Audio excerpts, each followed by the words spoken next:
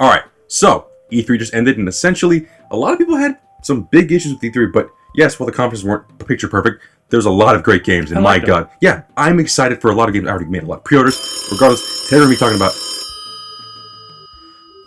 No, you're here. What the hell? Hello? You're being watched, no, so no funny stuff, okay? Who the hell is this? This isn't a fan request hotline. Look, I don't care what you want from us, but we're just... Yeah, me and Tim. I mean, he's back from college. I mean, what do you expect me to make this video about my... Shut the fuck up! Ray, are you fucking this up? Who is that? That would be Tim. It's...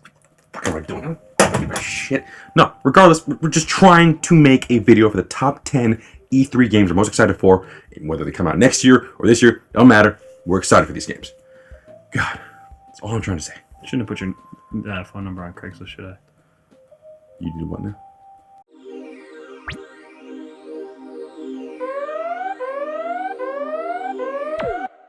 Alright, so number 10, we're just cheating a little here. Bethesda VR. Like the whole thing. Yep. Doom, Skyrim, and... Like, I get it. I mean, you know, Fallout 4, all those games are pretty much... They're old games, but with VR, it's a whole new experience. I mean, you know, freaking old motion controls, like just regular the Wii, was like, oh, you just flick the wrist and there you go, you won. But in this case, it's the full spectrum. You get to use like one hand using as a shield and the next one as a freaking sword. It's just freaking amazing. Yeah, it really kind of changes up the gameplay experience. Like you said, like instead of flicking it and the guy does a full move, you literally have to stab a person, pull the blade out of their chest, block their move. It makes it a brand new game as far as I'm concerned. Yeah, and I just can't wait. I mean, yes, old games, but with the new experience, they're gonna freaking rock. Jesus.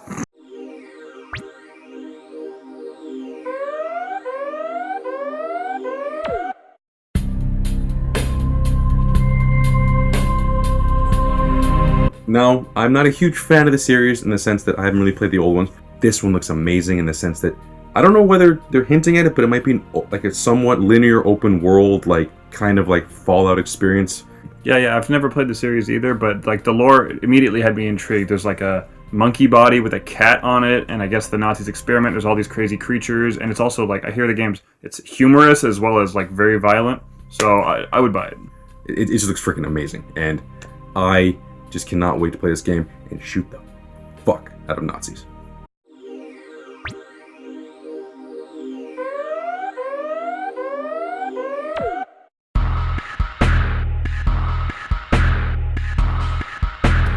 Yeah, so last year's video of Days Gone had me just, I didn't give a shit about it. But this completely changed my mind immediately. I mean, people were saying, oh, it's going to be like Witcher, you know, with zombies. I'm like, from the gameplay, I didn't get that vibe at all. Me either. Now I am. Holy crap. I did not, again, with like him, I didn't give a crap about it. But this is a day one buy. Looks amazing. And just, if anything in the gameplay changes, I'm going to be really pissed off. But regardless, it just looks freaking incredible. There were a lot of zombie competitors this year, and I think this one really kind of stood above all of them. Yeah, I mean, I love State of Decay, but Days Gone is... kind of took the cake. Yeah.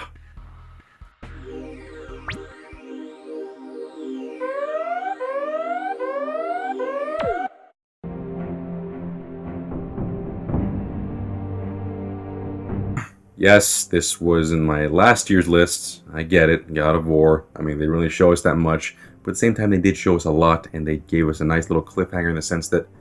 just those final words. The beast asking for help. Yeah, this story seems like it's going to be completely different. Even the gameplay looked vastly different than the first 3 or 4, if you count that last one. Yeah. I love that he doesn't have chains anymore, and so it changes up to fighting completely. And while that may be a turn off for some, you can't deny this looks like an amazing experience. Right.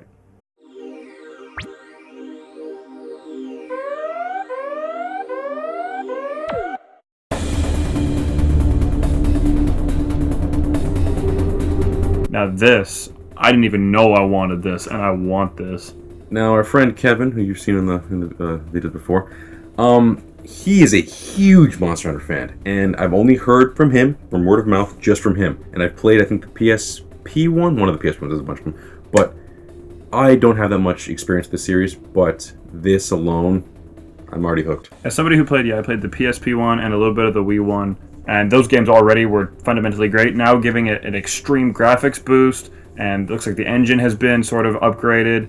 That was crazy. And above all else, this is an amazing game, but still, just from the look of it, it's still gonna be hard as nails. So, casuals, beware. This is not the game for you. No, definitely not. But with the hardcore fans, this is gonna be awesome.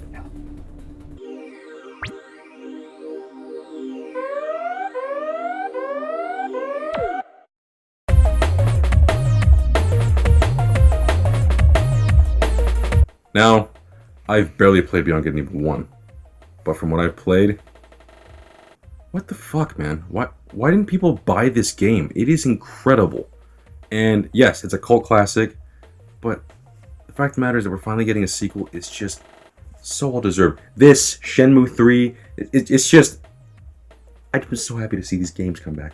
I think it says something to a series where this new one's coming out, it looks amazing, and all these people right now, including myself, are going to go back and buy that old game or try to play it wherever they can. Like I'm going to do it. Yeah, I definitely will do that. It's going to be freaking amazing. I mean, from what I played, I'm already in love with it. So yes, this along with, Shenmue 3, Psychonauts 2, this is a welcome addition to the old series is coming back.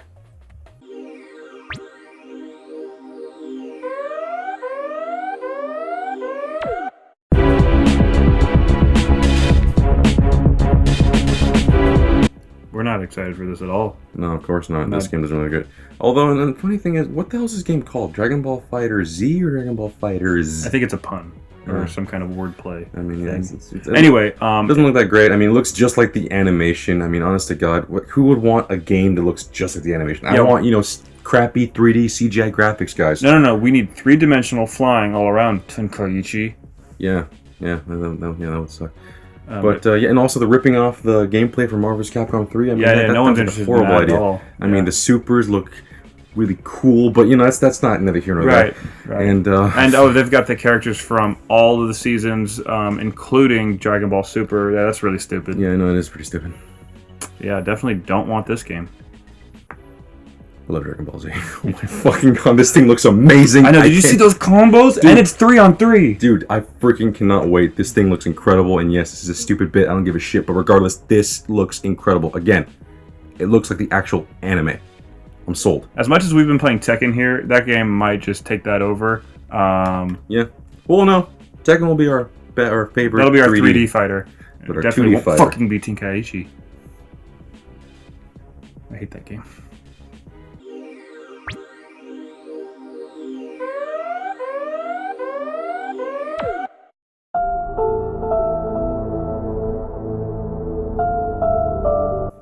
Evil Within 2. Again, this is a personal choice, but I loved Evil Within 1. I'm a huge fan of the Resident Evil series, and as much as Resident Evil 7, I love it. It brought back the series to its original roots. Evil Within was a damn good addition to the horror genre, and because it's made by Shinji Mikami, I can't really complain, because it is just an utter good time, but at the same time terrifying. I don't know what to say other than I'm just super excited. I don't think you understand how much I love it. And yes, it's biased. I understand that. I love Evil Within 1. It was my favorite game for 2014 for a damn good reason. I got nothing to add. That's his game, guys. Like, I'm not stepping on that conversation.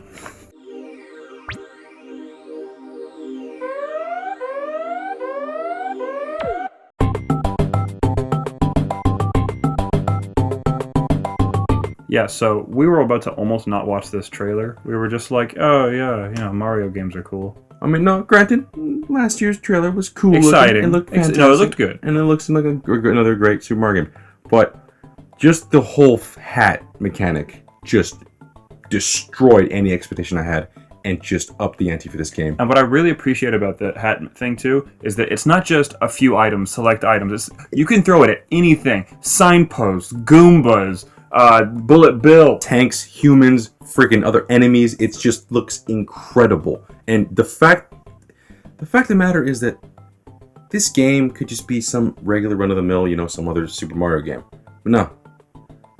This is the next evolution, and it really, really shows. It also proves to me that Nintendo is always trying to change and upgrade and be better. Every Mario game is just the next, like, ugh. Except for, like the new Super Mario Brothers. Those are kind of lazy, but hey, I don't really include those as being like the main titles. Yeah. Yes!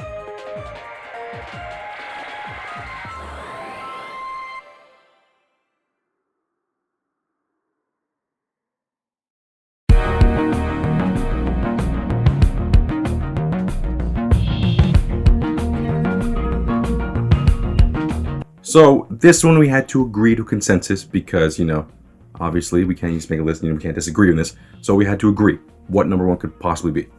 Thankfully, we agreed wholeheartedly that it's Spider-Man. And last year, yeah, they showed it whenever E3, whatever shit. But they finally showed gameplay and my God. I'm just gonna level with you guys. I'm biased too. I played the crap out of the PS2 games. I mean, Spider-Man 2, that was half my childhood. One of my favorite games of all time. This looks like everything that I loved about that brought to the PS4. Yes, it's the most commercial out of all these games. However, not even commercial. It's its own thing. It's not even like, okay, Spider-Man 2 was a sequel, or an adaptation to the sequel to the movie. But Marvel decided a couple years ago that they weren't making movie tie-ins anymore, that they were going to hand their properties off to companies. And who do they give it to? Insomniac. Creator of Ratchet & Clank, Sunset Overdrive. It's just a great group to give it to because Spider-Man needs fast-moving combat and gameplay, and my God, did they deliver here. And again, Spider-Man 2 had it, and other games tried to copy it, like Amazing Spider-Man 1, Amazing Spider-Man 2, which you had bad experiences with. But regardless, $60 gone. Yeah. It's like the best of anything I possibly... It's the best of a comic book movie, and the best of a comic book series, and the best of a goddamn video game, all rolled into one.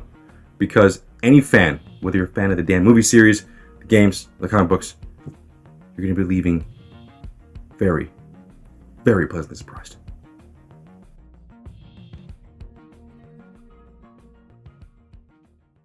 Well, that's the list. And now, honorable mentions. And I just want to reiterate, every game that we mentioned are the ones that we were just so stoked for. But if we could put a number 11 on here, and it just barely missed the mark, just barely, is Mario plus Rabbids. That looks, yes, the premise looks dumb. All of you, we sat there watching E3 going, okay, don't care, and then we saw the gameplay. And yeah, as a fan of Final Fantasy Tactics and like Fire Emblem and XCOM, that was just unexpected, but my God. As a Switch owner, that is a must buy. I mean, that looked incredible. Yes, silly gameplay, but it works so damn well for it. Next up, Anthem. Yeah, that looked pretty sweet. I mean, it's a big commercial title. It kind of reminds me of Destiny, and Destiny, kind of disappointed right when it came out. Yes. Based on that gameplay. But this one has, better gameplay, much more open world, and more, enemies and stuff. It just looks a lot cooler. Next up, Sea of Thieves. I'm really excited for this. Just come out already, I want to play that really badly. The Last Night. Now this is an indie title. It looks really, really cool. I love the actual atmosphere. The gameplay is, pretty simplistic from the looks of it, but I really want a good story, and the art already has to be sold, so hopefully that does good. Pokemon on Switch. Yeah. They didn't give away much about this, right? Not much. All they gave was like, oh yeah, Pokken and Pokemon Ultra Moon and all that stuff on 3DS, but then an appropriate Pokemon on the Switch. Now I'll say this, I played the GameCube Pokemon games. They're okay, but I get the feeling because... No, I think it's going to be an actual RPG. That's what I'm saying. Like, I get the feeling that this is big for them. They were like, okay, those GameCube games were okay. Let's show you what we can really do. Yeah, I agree. And Metroid Prime 4 didn't show a shit, but the fact that it's coming out, that's awesome. Transference. Yeah, this is a little weird because it's a VR game helmed by Elijah Wood and Macon Blair. And if you guys haven't seen Blue Ruin, I'm plugging that right now. Or Green Room, or I Don't Want to Live on This Planet Anymore. Yeah. Those are all fantastic movies. Look them up on Netflix. But also the last one. This one I just sprung up in the last minute. Archangel for the VR. It's coming out in July, and it's pretty much like a Pacific Rim style like mech VR game. It doesn't look like much, but it's a freaking mech game in VR. I'm just hoping I get this. This is that thing like we talked about when we were little kids. Like, I want to drive a mech. I've been watching Gundam all day. I'm hyped up on sugar. I'm ready to play this game. And now we're, in our 20s, and we're pretty much, doing the same thing. And we're all hyped up on sugar. We want to play this game, and we've been watching Gundam all goddamn day. Exactly. So, but yeah, this is a great E3. I don't care what anyone says. I don't know why the crap talking. I don't need it. Yes, I get in some conferences we weren't as strong, and maybe Bethesda's a little weird, but I liked it. But just focus on the games, guys. Again, you guys stop focusing on the damn conferences. Yes, people will say dumb shit. People will look all dumb. There's great collab videos like the Kroby Cats.